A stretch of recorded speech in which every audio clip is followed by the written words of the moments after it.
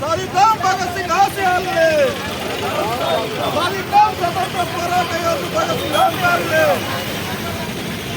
సాధిద్దాం.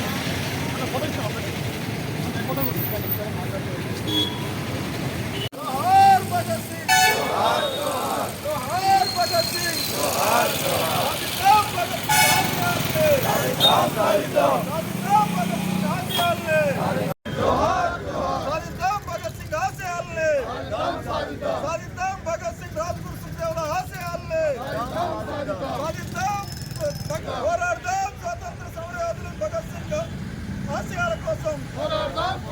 నేటి యువత ఈరోజు ప్రధానంగా ముందుకు రావాల్సినటువంటి అవసరం ఉంది. యువకులు, విద్యార్థులు భగత్ సింగ్ స్ఫూర్తితోని రానున్న రోజుల్లో నిరుద్యోగ సమస్య మీద, అసమానతల మీద, ప్రజల కోసం, ఈ దేశం కోసం పోరాటం చేయవలసినటువంటి అవసరం ఉందని చెప్పేసి ఈ సందర్భంగా తెలియజేస్తా ఉన్నాను.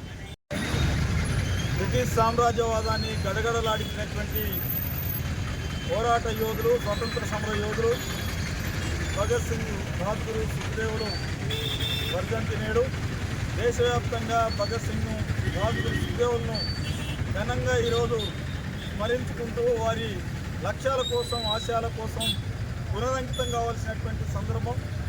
ఇవాళ ఈరోజు దేశవ్యాప్తంగా మతోన్మాదం, మతం పేరుతోని మారణహోమం సృష్టిస్తున్నటువంటి పరిస్థితి ఉంది.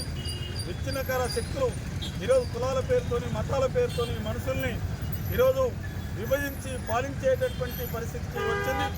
కార్మిక వర్గం, కష్టజీవులు, పేదలు ఐక్యతను దెబ్బతీసేటటువంటి పద్ధతిలో ఈరోజు పాలకులు అనుసరిస్తున్నటువంటి విధానాలు కనిపిస్తూ ఉన్నాయి.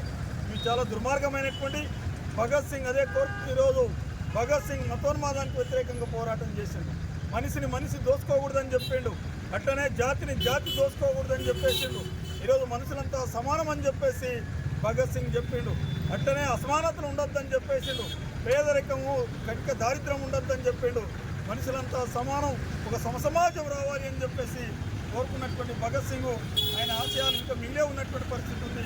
అందుకనే ఈరోజు భగత్ సింగ్ని స్మరించుకోవడం, రాజ్గురుని, సుఖదేవుల్ని స్మరించుకోవడం అంటే ఈరోజు అసమానతలకు వ్యతిరేకంగా, పేదరికానికి వ్యతిరేకంగా, ఈరోజు మతోన్మాదానికి వ్యతిరేకంగా పోరాటమే ఈరోజు వాళ్ళకి ఇచ్చేటటువంటి ఘనమైనటువంటి